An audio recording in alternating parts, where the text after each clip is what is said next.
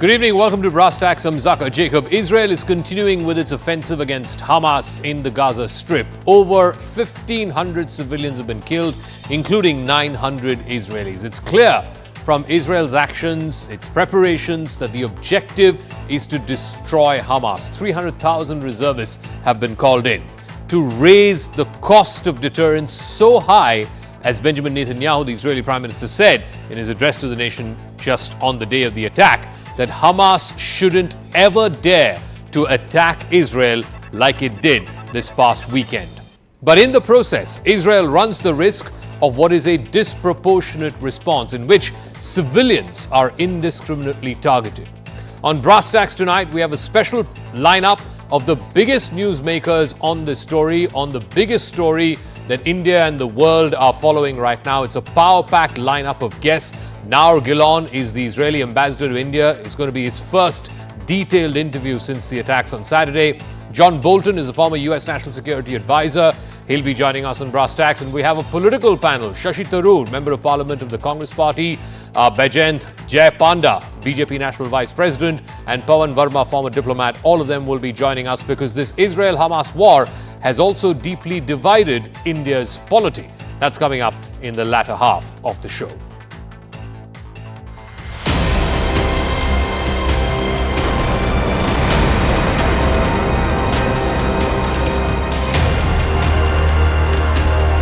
Israel is at war.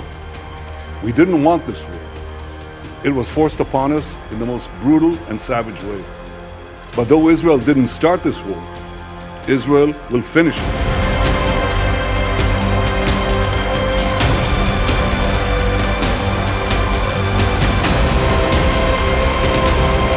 Atal Bihari Vajpayee ji ने साफ कहा था, वहाँ की सरकार, वहाँ की मौजूदा हुकूमत जिस तरह से कदम उठा रही है वो गलत है। सवाल है फिलिस्तीनी जनता के अधिकारों का, और इजराइल ने अमेरिका और पश्चिमी देशों की समर्थन से उनकी देश पर कब्जा कर रखा है। उनको सपोर्ट करना ये देश की हमारे आज की भूमिका नहीं है। तब से हिंदुस्तान पहला देश रहा जो फिलिस्तीन को हमने सपोर्ट किया इंदिरा गांधी के जमाने से। कांग्रेस का बयान जो होता है उनकी एक विकृत मानसिकता का परिचय होता है, इससे ज़्यादा मैं कुछ नहीं कर सकता। कांग्रेस ये बताए कि जो वहाँ पर ज़मीन पर जितनी सारी गतिविधियाँ हमास की हैं किसी और की है, इस प्रकार से वहाँ लोगों के गले काटे रेंधे जा रहे हैं। But first, I want to go across to CNN correspondent Rafael Romo, who's now joining us live from Tel Aviv. Thank you very much, Rafael, for speaking with us here on CNN News 18. What is the ground situation as you understand it and as you see around you? It's been 3 days now since the Saturday attacks. Israel has mounted a counteroffensive, both by air, and there is preparation for a major ground offensive as well. What is the situation on the ground as you see it? Well, Zach, it has been another day of frequent rocket attacks and clashes between Hamas militants and the Israeli Defense Forces. In the last couple of hours, we have heard the sirens go off 3 times here in Tel Aviv, and we have also heard very loud explosions, one of them very near to our broadcast position. You mentioned that Israeli Prime Minister Benjamin Netanyahu has vowed to finish the war. Well, yesterday, Netanyahu said that the atrocities committed by Hamas during its attack on Israel mirrored those carried out by the jihadist group Islamic State, or ISIS. He talked about how Hamas militants bound children and then executed them along with their families. He also spoke about how young men and women were shot in the back and executed, and also said the enemy committed other horrors that are too graphic to describe. And Zaka, an Israeli man I spoke with today here in the country told me Hamas hasn't gained anything worthwhile by attacking Israel, especially in such a brazen way. What did Hamas accomplish by attacking us, he asked, a feeling that mirrors many people that we have talked to here in Israel. Zaka, back to you. And there's been widespread support for Israel, particularly from the Western countries. Of course, in the Arab world, many countries are now taking the Palestinian side without directly, of course, backing Hamas. I'm just curious to know America's position through all of this. Yes, President Biden has said that there is full support behind Israel. They've already spoken, President Biden and Prime Minister Netanyahu, once, and I believe they're due to speak again shortly. What do we know? Yeah, that's right. There is 100% support from America, as you can expect and as you can imagine. Other countries, Western European nations, of course, they have said the same thing. But there's great concern, Zaka, in the region about what's happening here in Israel. Jordanian King Abdullah and Saudi Crown Prince Mohammed bin Salman spoke by phone on Monday, addressing the concerning situation in Gaza and its neighboring areas. According to the Royal Hashemite Court, both leaders discussed the significance of Arab cooperation to halt the escalation and prevent its broader regional consequences. And there's a grave warning by the International Red Cross. It said that this conflict here in Israel and Gaza has the potential to escalate dramatically. Meanwhile, Iran's supreme leader says Tehran was not involved in the Hamas attack on Israel. It's also very important to mention, Zaka, that Ukrainian President Volodymyr Zelensky says Russia is interested, according to him, in triggering war in the Middle East to, quote, undermine world unity. Back to you. All right, Rafael Romo, CNN correspondent, live for us tonight from Tel Aviv. Thank you very much for joining us. All right, I want to go across to our first big newsmaker tonight. Ambassador Naor Gilon is Israel's ambassador to India.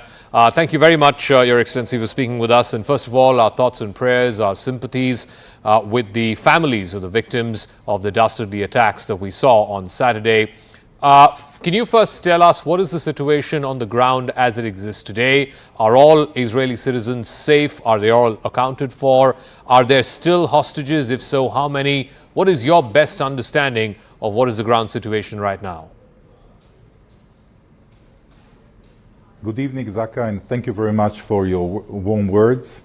If I can go a little bit to Saturday morning, one of the most holiest Jewish holidays, very early in the morning where people are, Saturday also, people are sleeping in their beds. There was a dual attack perpetrated by the terror organization Hamas from Gaza. They started bombarding with rockets and missiles all along the communities, Jewish communities around the Gaza Strip. And in parallel, close to 1,000 terrorists from Gaza infiltrated more than 30 Jewish communities. And unfortunately, the number of the horror there is incredible, the atrocities, ISIS type of behavior. They killed women, children, elderly, almost 1,000 people. They kidnapped another close to 150, close to 3,000 wounded. Among the dead, more than 250 youngsters who were in an open party music festival carnival not far from Gaza. They just butchered them and shot them. And that's it, more or less, the situation. It took us close to 24 hours to regain control of everything, to go from house to house, to look for hunt the terrorists, save some of the hostages that were still there. So far, they have shot at Israel more than 5,000 rockets and missiles. And Israel is, at this stage, retaliating very strongly for the time being through our Air Force. But we are preparing also big ground forces around Gaza. Ambassador, we know that the Prime Ministers, both of Israel and India, have spoken via telephone. Can you tell us a little bit more about what went on in that conversation between Prime Minister Netanyahu and Prime Minister Modi, and also your views on the kind of support you've seen from the Indian government, the unequivocal support from the Prime Minister? He tweeted within the first few hours of the attack on Saturday itself. The support you've seen from the Indian people since the attack Saturday, could you elaborate on that a little bit more? Yes, Prime Minister Modi ji was very early among the first leaders in the world to show condolences and support to Israel. Already in the Saturday afternoon, where the figures of the disaster were not even known to the fullest at the time, and the amount of support we got here at all levels, ministers, politicians, high-level civil servants, very important businessmen, the people, the common Indian from the street, the number of support messages and asking to come and volunteer that we get on the social media is unprecedented. I mean, Israel is trending here in social media since Saturday morning, and support to Israel and everything. I in my total long career, never, in a few countries, never saw something like that. Really, really incredible. And today, I think that Prime Minister Netanyahu wanted to update Prime Minister Modi about the situation and our thinking to the future and how we see the situation. But I think it's better be kept, the details, to the meeting itself, because we don't want to expose any of our intentions for the coming weeks. I also want to know your thoughts. Clearly, Israel has the right to defend itself. It is taking actions as it deems fit to secure its citizens. There are, however, concerns that people are raising about the complete seizure of Gaza. There's no food going in, there's no electricity, water supplies have been shut off. How is Israel going to distinguish between Hamas operatives and Hamas leadership and civilians who may be bearing the brunt of Israel's response to this crisis? Yes, well, I think that terror organizations, there is only one way to stop them, and this is to eliminate them or their abilities to attack you, and that's what we have to do. The magnitude of this attack on Israel now is unprecedented, and I'm saying there are atrocities and pictures there that are, we know them only from ISIS, the cruelty, taking women of 85, 90 years old and children of less than 1 year old in captivity to Gaza, and things are terrible.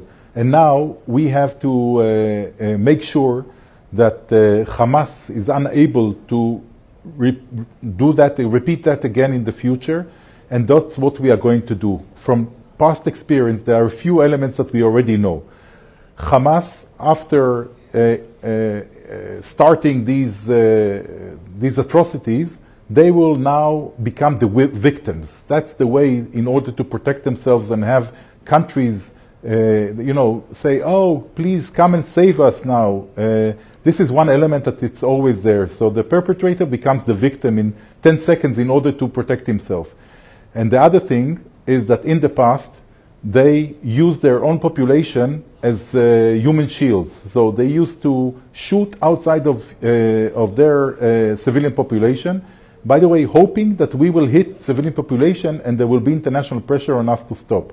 We are not going to stop. We do the utmost not to hurt civilian population. This time it's even more complicated because they have around 150 hostages. By the way, many of the dead and the hostages are foreign nationals. Not all of them are Israelis. Among the dead, there are quite a few Thai and Nepalese and Filipinos and people from the US citizens that are missing and the European citizens. So it's a very complex thing. And they already threatened to execute the hostages. So it's going to be very complicated. We do our utmost to differentiate between terrorist and civilian population, but it's very hard when the opponent is doing intentionally shooting out of hospitals, having their headquarters under hospitals, schools, mosques, hoping that we will hit them and be under international pressure to stop. Ambassador, have you found any leads or indications of the role of outside elements, whether it is Hezbollah or its backers, Iran?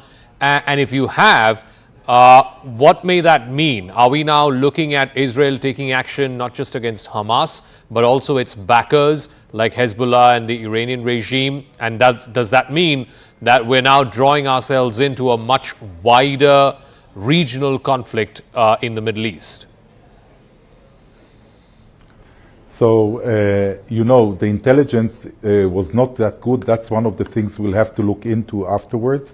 So I'm not sure that at this stage we can make a direct link either to Iran or to Hezbollah, although in open sources they met quite a few times in Lebanon, in other places, and this is known. But what is very clear is the fact that Iran, for a very long time, is helping Hamas arm, giving them technologies and knowledge and training their people.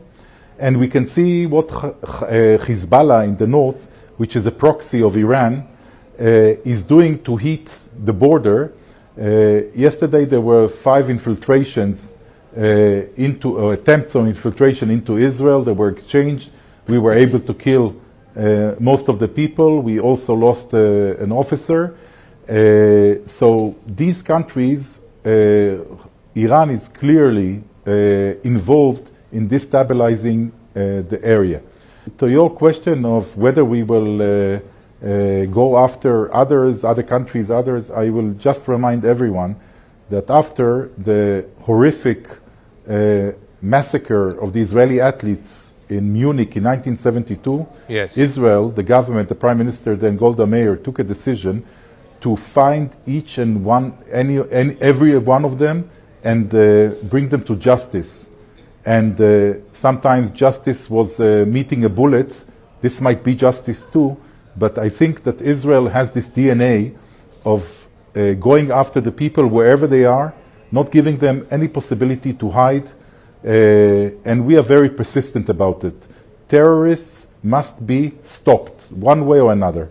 I also want to know from you, Ambassador, if you have an update on the status of Indian citizens who are living and working in Israel. There are more than 15,000 of them. I believe a lot of them are in IT. Some of them are in the medical field. Would you have an update on if all of them are safe and have been accounted for?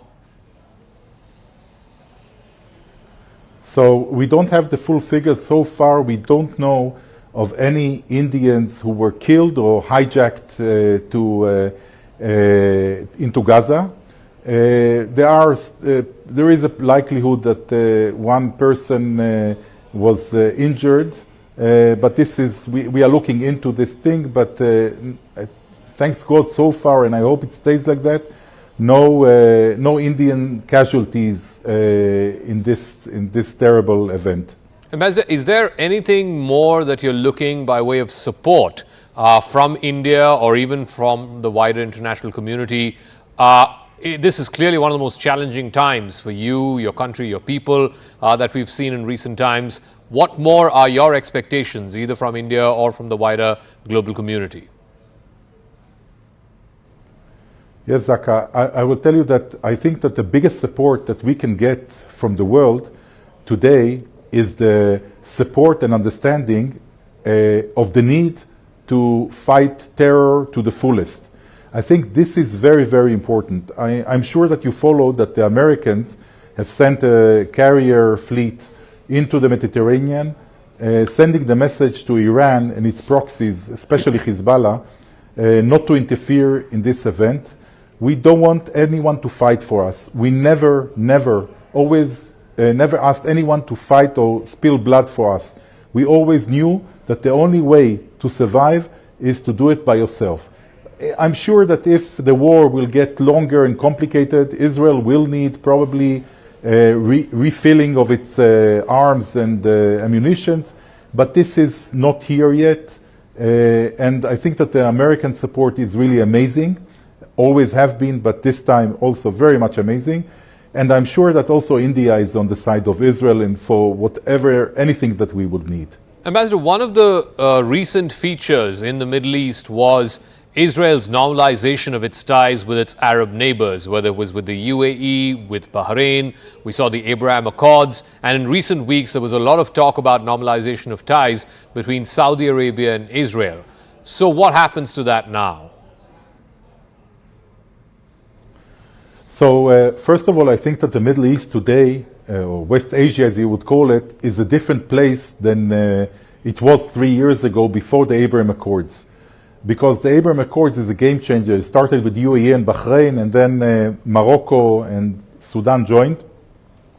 and this is building a new future for the region.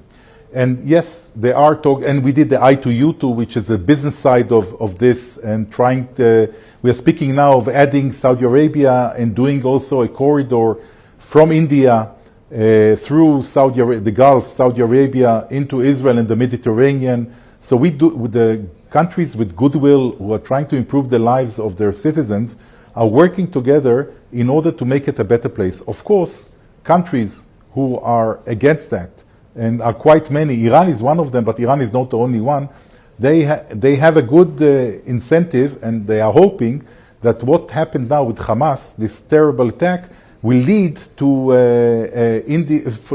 Saudi Arabia pulling away. I think, by the way, that these extremists, Islamic extremists, political Islamic extremists, are dangerous for all the moderate regimes in the Middle East, be it in the Gulf, be it in Saudi Arabia, be it in Egypt and our neighborhood, Jordan, wherever it is. I think these are the enemies of stability and prosperity. So if we are going to hit these people who, unprovokedly attacked us in a very, very, very vicious manner, it's going to serve the purpose of the moderates, I think, in the Middle East.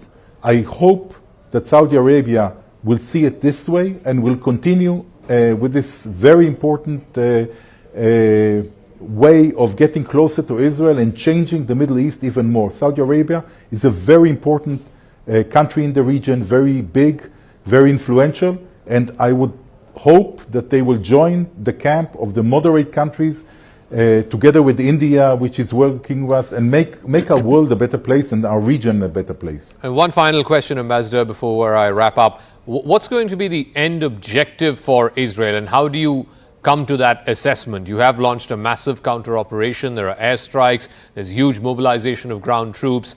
Of course, your objective is to try and neutralize Hamas to the point where it cannot launch any more attacks on Israeli citizens. But how and when do you come to that assessment, to that conclusion? So, Israel, for the time being, we haven't declared the end game.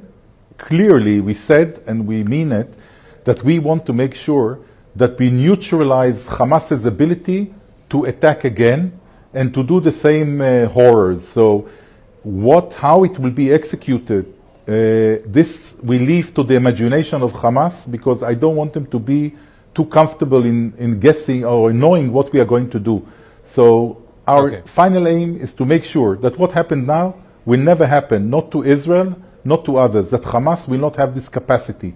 And this will be the end goal. How it will be achieved, we leave it to the imagination and the fears of our adversaries. All right, Ambassador Naor Gilon, thank you very much. And once again, thoughts, prayers and sympathies with the families of victims who were killed in Saturday's attacks. Thank you for speaking with us. All right, I want to move on now to our next big newsmaker who's joining us. And remember, America has taken a very strident position on this. President Biden has spoken with Netanyahu. He's in fact pledged his steadfast support for Israel and Israel's right to self-defense. But this is now, the net of this is spreading wider. Ambassador John Bolton is former U.S. National Security Advisor under the Trump administration. He's now joining me from Washington, D.C. We've all seen the dastardly terror attacks that happened in Israel on Saturday, carried out by Hamas operatives. But now Israel is launching a major counteroffensive by way of air and also major mobilization on ground. What would you say to those people who say that Israel runs the risk of its counteroffensive, of its response being disproportionate? Well, I think any state, any people have a right to live in peace and security. They have a right to be free from aggression and free from terrorism. And when they are threatened, they are entitled to take steps in self-defense. They are not required to respond only proportionately. They are allowed to eliminate the threat. And if that's what Israel is going to do, I think that's entirely permissible. How do you then distinguish between who are the Hamas operatives and the Hamas leadership who need to be eliminated. Surely Israel is justified in that after what we saw on Saturday. But how do you distinguish them from who the civilians in Gaza are? Because surely even Israel knows you can't just eliminate 2 million people. Well, the Israelis were clearly the victims of a terrorist attack, and they are now going to retaliate. The fact that the Hamas terrorists cut off the heads of babies as part of their terror operation shows just how barbaric they are. But you know what else shows barbarism? To use your own women and children and hostages as human shields. So what Hamas is doing in trying to protect itself in the Gaza Strip is simply a different form of barbarism. You cannot equate the victims of terrorism with the terrorists themselves. You have said, Ambassador, repeatedly on Twitter in the last couple of days that you are convinced that the people who are backing Hamas to do what they did was the Iranian regime. On what basis have you come to that conclusion? Because now there are official denials from Iran. Israel's also not come to that conclusion that Iran was backing Hamas in doing what it did. So on what basis did you come to that conclusion? Look, there is no doubt, I know of no one other than Hamas and Iran that would deny that the overwhelming bulk of the missile capabilities that Hamas has launched against Israel, many of their more sophisticated efforts through hang gliders and the like, cyber attacks, also came from Iran. And there's also no doubt that there were consultations between Iran, Hamas, and Hezbollah before the war began. This is clear that Iran did not give all these capabilities to Hamas for Hamas to use at a time of its choosing. Iran gave these capabilities for Hamas to use at a time of its choosing, which it has now done. And I think this is part and parcel of a well-known Iranian strategy of putting what was called a ring of fire around Israel, leading to its destruction. And I think Iran should pay a price here. Hamas was just the gun. Iran pulled the trigger. But what may that price be, Ambassador Bolton? Because what you are suggesting would inevitably need or inevitably descend into some kind of a wider regional conflict. It could involve Iran, perhaps Turkey, Syria, Hezbollah, and of course Hamas. So how do you guard against that? Well, when you say lead to a wider conflict, it already is a wider conflict. Iran and Hamas attacked Israel. So is Israel now to be restricted in the exercise of its own self-defense from not attacking Iran? Let me tell you, when people say somehow Israel has to do less than is necessary to eliminate the threat that it faces, that's simply not realistic. When the Japanese attacked Pearl Harbor in 1941, the United States did not respond proportionally.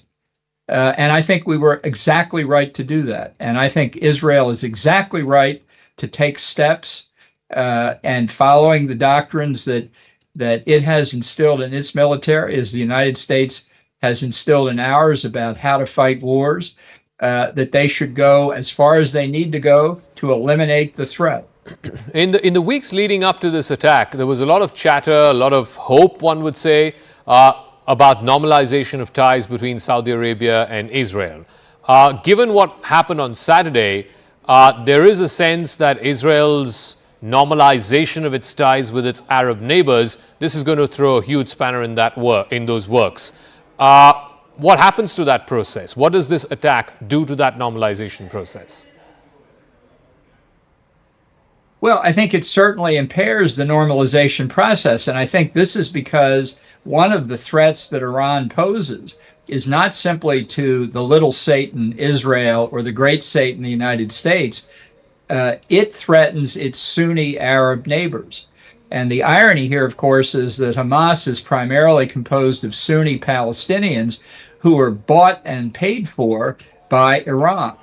That is causing turmoil in the Sunni Arab world. This is part of the struggle between Shia Iran and the Gulf Arab states for dominance inside Islam.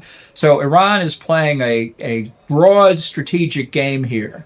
And to focus only on what Hamas did to Israel misses the big picture entirely. And I think it's the big strategic picture that Bibi Netanyahu will focus on. What happens to all the new mechanisms, the new partnerships that have come into being in the Middle East in the last few years? We have this I2U2 partnership, that's Israel, India, US and UAE. Recently at the G20, there was the announcement of the new corridor, the IMEC, India, Middle East, Europe corridor, in which both Saudi Arabia and Israel were supposed to be partners. What happens to all of that? Does all of this come to a halt now? No, I don't think so. I think if you look at statements by the United Arab Emirates, for example, very supportive of Israel and its response. Saudis and others not so much.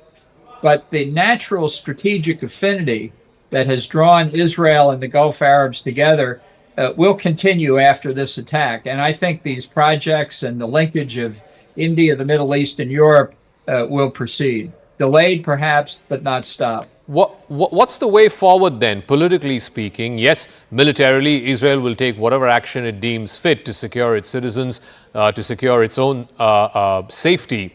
But ultimately, beyond the military action, how is this story moving politically? Well, I think it depends in part on Iran. We don't know what the full Iranian strategy is. We know that the Hamas attack was launched almost to the day on the anniversary of the Yom Kippur War, which was an assault on Israel that caught Israel badly unprepared. They didn't see it coming. Israel didn't see this attack coming. So I think it's important to see what other threats emerge, whether threats emerge beyond Israel, whether they emerge in the United States or Europe, for example. I think we are only in the opening days of this. So trying to see the fuller political ramifications, I think, at this point is nearly impossible. So talking about the United States, what do you make of the Biden administration's response so far to this attack, both in word and in deed? They seem to be backing Israel to the hilt. Well, I think they have taken some steps. They're sending the Gerald Ford aircraft carrier battle group, the Gerald Ford, the largest carrier in the American fleet, to the Eastern Mediterranean. That has the capability of providing air cover for Israel to free up Israeli planes to go after attacking terrorists or Iranian forces. I think we could do more. I think there are going to be a lot of supplies we can provide Israel. I think what Biden really needs to do is make a major speech to announce American support for Israel and to say we hope our friends and allies do the same. And finally, Ambassador, does this take away attention and time, money, and all the support that Ukraine has got from the West and from America in particular in its own war against Russia? Well, it's Russia's war against Ukraine. Russia's the country that launched the war. I worry that it does. I think realistically you have to be concerned. But those of us who support the Ukrainians and who support Israel, I think, have an obligation now to explain why we need to do whatever we can in both situations. But I will simply point out that when you add Ukraine, Israel, potential fighting between Serbia and Kosovo, the recent Azerbaijan takeover of the Nagorno-Karabakh enclave claimed by Armenia, threats by China all along its periphery, including India's northern border. The world's becoming deeply unstable. I think this requires a much stronger United States, and we're going to have a presidential election where this issue of America's role in the world is going to be very important. All right. Thank you very much for your thoughts and your perspective, Ambassador John Bolton, the former National Security Advisor of the United States. Thank you for speaking with us here on Brass Tacks. Now, amid the Israel-Hamas conflict, there's been a deep division in the Indian polity or the Indian political response to this. In fact, just moments ago, I reminded one of our guests about how the Prime Minister was one of the first world leaders to come forth and unequivocally condemn what happened in Israel and condemn the terror attacks and side with the Israeli victims of these terror attacks.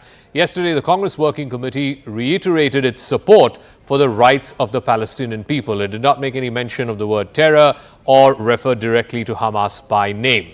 Now, in a sense, this has been one of the great balancing acts of Indian foreign policy over the last many years.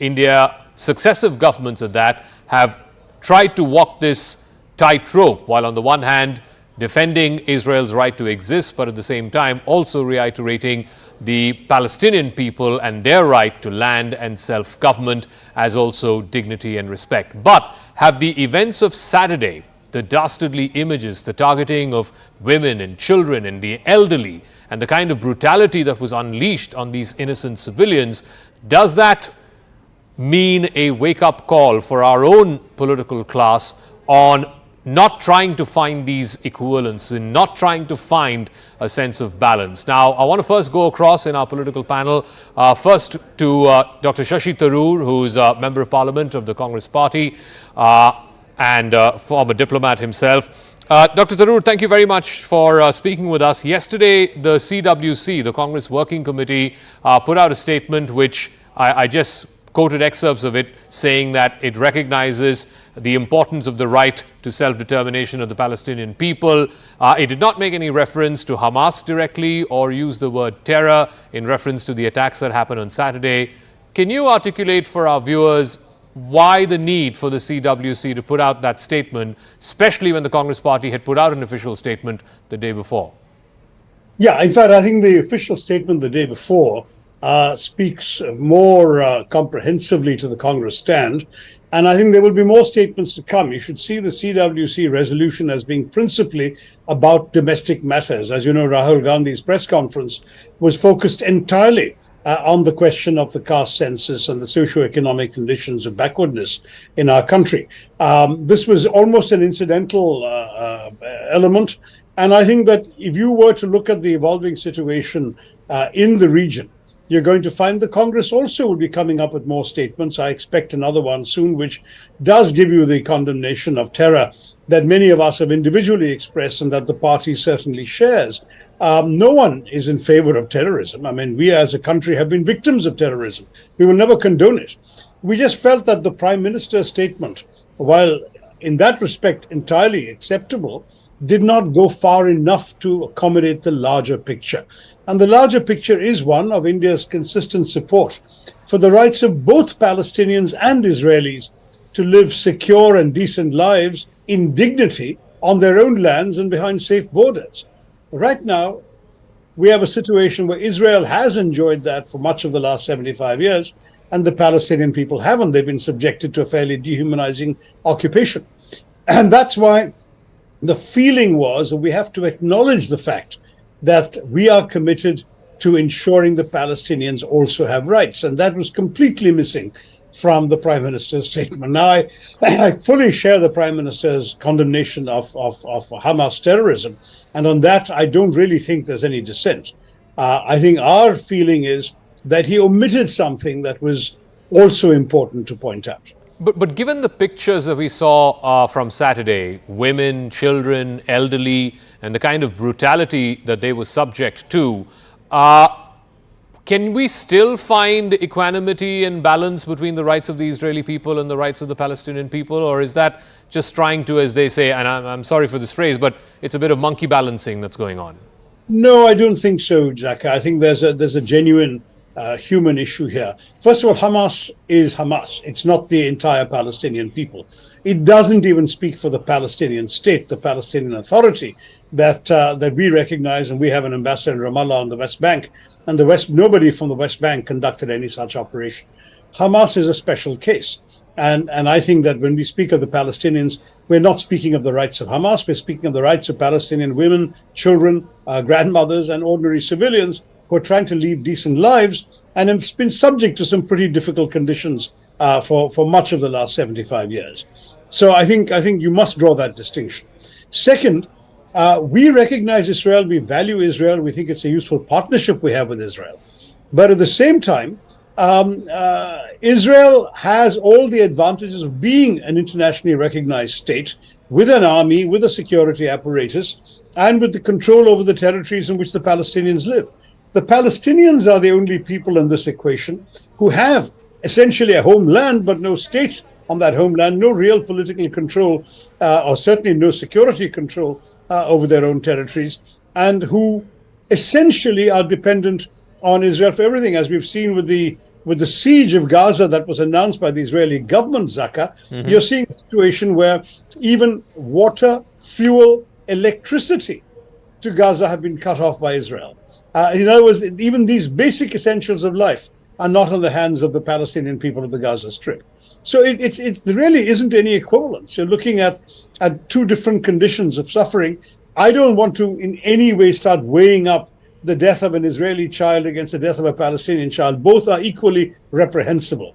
And we as Indians would condemn without any reservation the horrific and brutal treatment of innocent civilians by the Hamas terrorists, as we should condemn some of the loss of civilian life of Palestinians, both during the current war and over the last 75 years.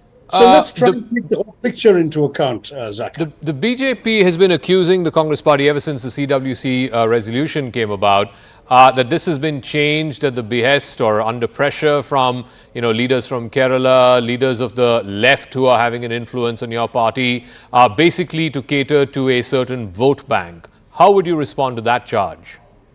Look, I can't reveal what goes on inside a meeting, and I certainly won't mention which individuals or individual would have proposed this change. What I will say is it's a legitimate area for discussion within the working committee. It's entirely possible that some colleagues felt strongly that the Congress had not been sufficiently respectful of the Palestinian side of the story in its original statement. Many of us, however, including myself, felt it was perfectly adequately balanced, and that if anything, the lack of explicit condemnation of terror should be remedied. But at the end of the day, it's a committee of a large number of people who are working democratically, who have different views that they express democratically. At the end of it, we come out with a position. But India, especially under Congress rule, has had a very clear position for a very long time, which is we want a two-state solution. We want Israel and Palestine to live in peace. We want the people, the Palestinian people and the Israeli people, to enjoy lives of decency, security, and dignity, which frankly right now neither side is being able to. So I think we really need to be able to look at that bigger picture and not only see one atrocious attack by Hamas completely out of the context of the last 75 years. All right, Dr. Shashi Tharoor, we'll leave it at that. Thank you very much for joining us on the political side of the impact or the fallout this has had, the Israel-Hamas war on the politics here in India, at least in public discourse. I'll now open this up to our panelists who are joining us. I'll be joined by Baijan Panda, Jay Panda of the BJP, and Pawan Verma, who's a former diplomat and now an independent political analyst, for our political face-off on how the Israel-Hamas conflict has split wide open India's political class. All right, so the Israel-Hamas conflict is having political divisions here in India as well. The Prime Minister, of course, one of the first world leaders to come out and unequivocally, without any qualifications, condemn the terror attacks carried out by Hamas and say very, very clearly and unequivocally that we're standing with the people of Israel and the victims of terrorism. But the Congress Working Committee, which met yesterday, went back to the old Indian statement of trying to balance the alignments and the politics of that region by saying that while the terrorist acts are condemnable, the Palestinian people also have the right to self-determination. So how has this sort of split wide open the polity of India between the two major national parties? Let me now go across to two very articulate political spokespersons. I'm now joined by Baijan Jayapanda, spokesperson of the BJP and also National Vice President. And I'm also joined by Pawan Verma, who's now an independent political analyst and former diplomat, and of course, whose political views are very strong and sharp. But let me start with you, Jayapanda. Mr. Modi was one of the first world leaders to come out and very categorically, unequivocally stand by the people of Israel, stand by the government of Israel and the victims of terrorism. Are we now taking a qualitatively different approach given the pictures that we saw, to all our shock and disbelief about how women and children and elderly people were being targeted by the Hamas terrorist attacks that we saw on Saturday? Under Prime Minister Modi, India has been very clear that terrorism must be made to pay, otherwise they will keep at it. Of course, India has always had a policy against terrorism, but as you have pointed out, certain political elements in India are hedging their bets and waffling about it, but we really should not be. And the Prime Minister has been absolutely clear that there is zero tolerance for terrorism. And you know, when we saw the horrific events of last Saturday, it reminded me of what we experienced, especially during 26/11, and on a larger scale. You saw these terrorists come in, and with what depravity and cruelty they treated the elderly, they treated young children, killed people wantonly, paraded around the naked bodies of women, and were dragging off people who were bloodied as hostages. That was just awful to watch, and especially as Indians, especially having experienced decades of terror, cross-border terror, exactly what Israel experienced this last weekend, and especially having experienced almost an identical situation in 26/11, we should be extremely sympathetic and have empathy for Israel. So the Prime Minister was standing up for India's policy. The Prime Minister was standing up for our stated stand of zero tolerance against terror, and for the fact that Israel has the right to defend itself, just like we did. So, Pawan Verma, you know, for 50 years, and I'm sure in your service as a diplomat, you must have seen this whole business of equanimity. While on the one side we say, yes, Israel's rights need to be recognized, but at the same time, the rights of the Palestinian people cannot be ignored. And the Congress Working Committee did a bit of that balancing act again yesterday with the statement that it put out. But do you believe that the events of Saturday and the as Jayapanda said, the brutality of those attacks and the fact that it was carried on civilians, not on security forces, does that fundamentally and qualitatively change the way the world should respond, and also how India should respond, because we too have been victims of the same kind of terrorism? Thank you, Zaka, and good evening, Jay. You know, I don't believe any political party in India can be ambivalent or uncertain about emphatic condemnation of the manner in which Hamas carried out its terrorist attack. It was brutal, it was inhuman, it shocked the conscience of the world, and therefore I have no hesitation in emphatically condemning it, and of the rights of Israel to take the necessary steps to avenge it, like any country would do. That is my position as far as terrorism and Hamas is concerned. However, I do believe that there are two unfinished problems in this world. One is the unfinished project of the architecture of security in Europe after the Berlin Walls fell down.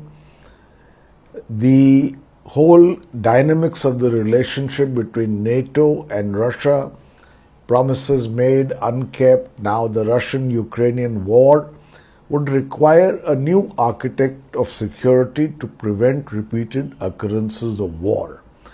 The other and much longer festering problem is the unsettled aspect of Israeli-Palestinian relations. The terror attack cannot be condoned, but I think the global powers should bear in mind that either the retaliation or state-sponsored expansion and aggression of Israel and the guerrilla tactics, terrorist tactics on the Palestinian side, if you want to put an end to them, you need to have a just and enduring peace which recognizes both the existence of the state of Israel and also the homeland of the Palestinians. And that was indeed the spirit. In 1967, if I'll just take half a minute more, in 1967, if you remember the war, the United Nations in its Resolution 242 called for the establishment of a just and lasting peace in the Middle East. And one of the first conditions to ensure that was the withdrawal of Israel from the territories occupied during the conflict. Now, that has not happened, and since then we have a situation where radical elements on both sides have indulged in activities. In the case of Israel, bombing of civilian areas. In the case of Hamas, this absolutely atrocious events that we saw. So we need actually for this, while having no sympathy for Hamas, to have a more enduring peace. So Jayapanda, respond to that. In a sense, you may not want to call it equivalence, but you can't condone the expansionist policies of state-backed violence. In this case, again, Israel's response has been ferocious. They are not making a distinction between ordinary Gazan civilians and Hamas. You can't just bomb 2 million people out of existence. That is the contention that Pawan Verma is making. Yet at the same time, no one is condoning terrorism. Also, what happens to the messaging that you're sending to the Muslim Arab countries, Saudi Arabia, UAE, Jordan, Egypt, etc., with whom India has very, very deep ties, as was evidenced just last month when the G20 happened? Let me just say that if anybody were to try to portray an equivalence, it is a desperately false equivalence, because see for example what the Congress has done. It's very unfortunate. They are playing vote bank politics on this very critical issue. On the one hand, the Congress is saying that Israel has a right to exist, but they are not condemning Hamas. And Hamas is a terrorist organization which has refused to accept that Israel has a right to exist. So, you can't have such a convoluted stand. It's clear that it's domestic politics that's guiding them. But look at India's position. The Prime Minister has done a phenomenal job of reaching out and building friendships across the globe. Look at the Arab world, the kind of relationship India has today with the Arab world across the Middle East. Most countries couldn't have been imagined a few short years ago because we had neglected it and we hadn't built those relationships. So on the one hand, of course, every people, every group have a right to have their own existence and land. But you cannot start by denying the right of Israel's existence. And so there is no settlement unless that is accepted by groups like Hamas. Now, there have been many attempts at finding a solution that is equitable to all sides. And unfortunately, Hamas and some of its predecessors have continually sabotaged that. Recently, there was progress. There was expected to be some better relations between Israel and Saudi Arabia, for instance, and many people see this as an attempt to derail that. Now, of course, you can't and you shouldn't think that a large population should be bombed out of existence. But the reality is, look, how would we react? It's a different thing that when 26/11 happened, Congress didn't do anything, and that encouraged the terrorists to keep coming across the border and hitting India. But under Prime Minister Modi, we hit them back and made them pay a price so that they realize there is a cost. It is not cost-free to attack India. And Israel has a right to defend itself. So unless within those who are giving shelter to Hamas, you remember, you saw even on your channel the celebrations that people were having all across the world and including in the Gaza about these terrorist depraved activities on Saturday. You can't be celebrating that and then complain when Israel takes the self-defensive measures to eradicate those sources of cross-border terrorism. Pawan Verma, I'll give you the final word. I'm also curious to know what may this mean for India's sort of newfound partnerships and projects that it had announced in this region. For example, I2U2, which is Israel, the United Arab Emirates, the recently announced India, Middle East, Europe Economic Corridor. All of this was predicated on a normalization of ties between Israel and its Arab neighbors. Now, with this attack and the response from Israel sort of throwing open that fault line yet again, what happens to India's own interests in that region, including some of these that I mentioned, I2, U2 and the IMEC? No, first things first. I think India's interests are tied with good relations to Israel. It's a source of important, sensitive defense equipment, including possibly Pegasus, whose misuse we are aware of. But Israel and India have important strategic ties, and therefore there is a national interest in speaking up for Israel against the terrorist attack.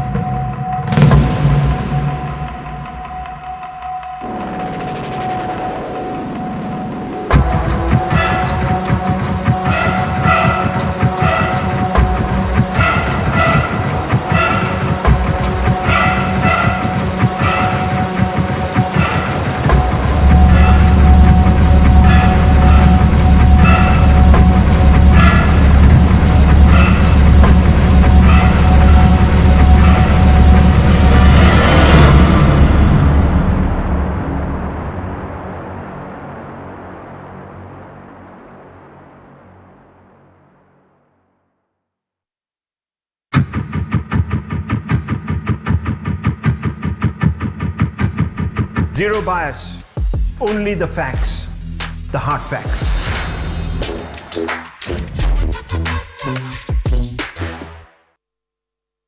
Presented by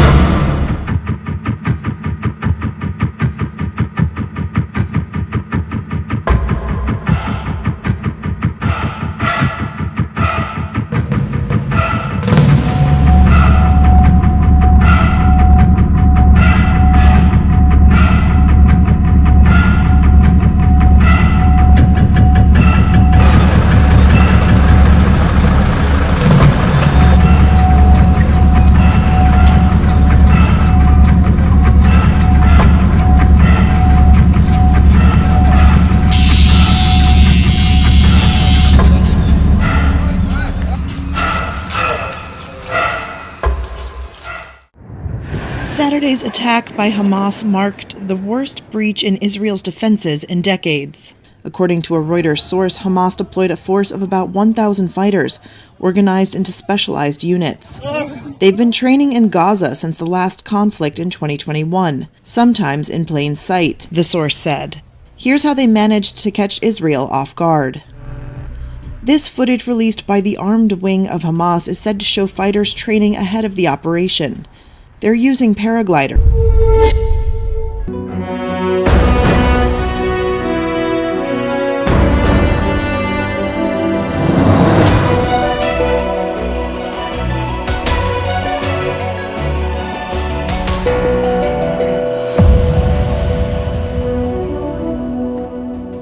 Hello and welcome to Vantage Israel Edition. We are live from the city of Tel Aviv. Air raid sirens have been going off pretty frequently here.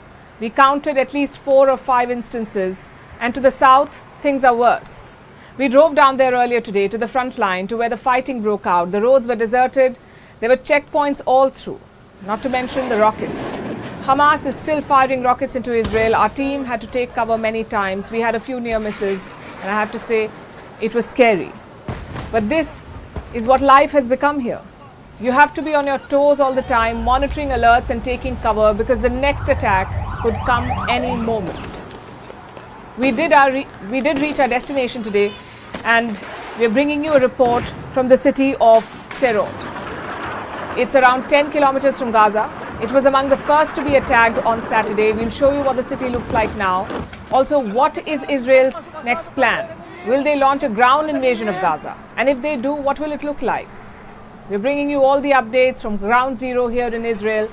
We'll also be looking at the situation on the other side, in Gaza, where the people are suffering, but the Hamas leadership is not. Lots lined up, so let's get started.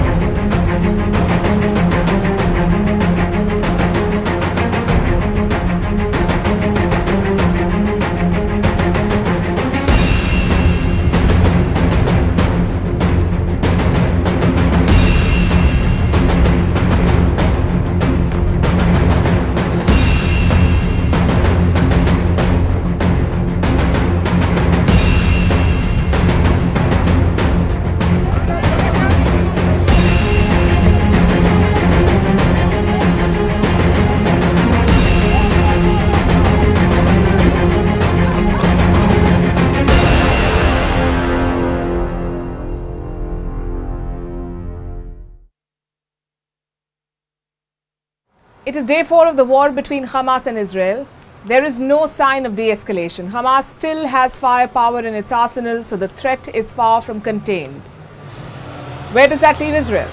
Well, we'll discuss their options, but first let's look at the latest updates from the front line. Southern Israel has been fully liberated. Yesterday we told you that a couple of Hamas holdouts still remain, but today we can tell you that all those have been taken back. Israel says it was an intense battle. They claim to have found 1,500 bodies of Hamas terrorists in Israel today, in Israeli territory. Let me repeat that. 1,500 dead bodies were found in Israeli territory. The Gaza border is now back in Israeli control. It is broken and destroyed in some parts, so Israel's army is now laying landmines in those areas, basically to prevent a repeat of what happened. But securing the border is not job done. Hamas rockets are still hitting Israeli cities, even this one, Tel Aviv. Air raid sirens have sounded at least 4 or 5 times. Each time we've had to take cover, and one of the hits sounded pretty close, maybe a few buildings off from here. So Hamas has not let up. They may have been driven out of Israeli territory, but their stockpile is not over. They're still lobbing rockets at Israeli cities. And to stop that, Israel will have to target Hamas military infrastructure. The question is, how will they do it? With more airstrikes or a ground invasion? Well, the airstrikes continue. The death toll has reached almost 1,600. If you remember, it was around 1,200 yesterday, so that's 400 people dead overnight. Israel says around 900 of their citizens have died. 900 Israelis, including some foreigners. In Gaza, it's around 700. We are not including the Hamas terrorists in the toll, the 1,500 bodies that have been recovered. Thousands of Gazans have been injured and hospitalized. Many more have fled their homes. Take a look at these pictures.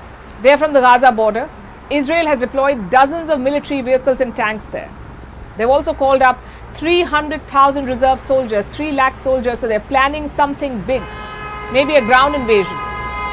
Prime Minister Benjamin Netanyahu has not officially confirmed this, but reports say it is happening.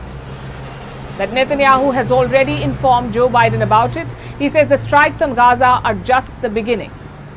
The pictures of the destruction and ruin of Hamas strongholds in Gaza are just the beginning. We killed many hundreds of terrorists, and we won't stop there. I said that from every place Hamas operates will be in ruins. So Israel is ready for the long war. But what about Hamas? Well, they're sending out mixed signals. Senior Hamas leaders say a truce is possible. After all, their situation is pretty bad. Israel announced a complete Gaza siege on Monday. No food, no water, no fuel. That's what they announced. Plus, they have increased their airstrikes. The United Nations says around 800 housing units in Gaza have been destroyed. More than 5,000 have been damaged. Maybe this furious response has spooked Hamas. But then again, what did they expect? Hamas has launched 4,400 rockets into Israel, according to one count. They've killed hundreds of innocent civilians. So Israel's response is brutal, but also expected. Plus, the Hamas leadership appears split. Like we mentioned, some leaders are talking about a truce. Others say they're ready for a long war. The Palestinian people will be patient and withstand. We have reserves that can last us months. We are not cut off. We held up for 51 days in the 2014 war, and we are ready to withstand many months. But will Netanyahu be patient? Will the people in Tel Aviv be patient in the shelters? And Hamas do have some leverage. They have taken Israeli hostages. Some reports say more than 100 of them. Their families are putting pressure on the Israeli government. They want Netanyahu to negotiate. And Hamas knows this. They've issued a threat to Israel. They say hostages will be killed if civilians in Gaza are attacked. So it's a tough call for Israel as well. Meanwhile, there is movement in the north. That's Israel's border with Lebanon. In the north, plans are being made for a possible evacuation there. The big fear is the Hezbollah. It's an Iranian proxy group. The Hezbollah have already fired rockets at Israeli positions. Israel then responded with airstrikes of its own. At least 3 Hezbollah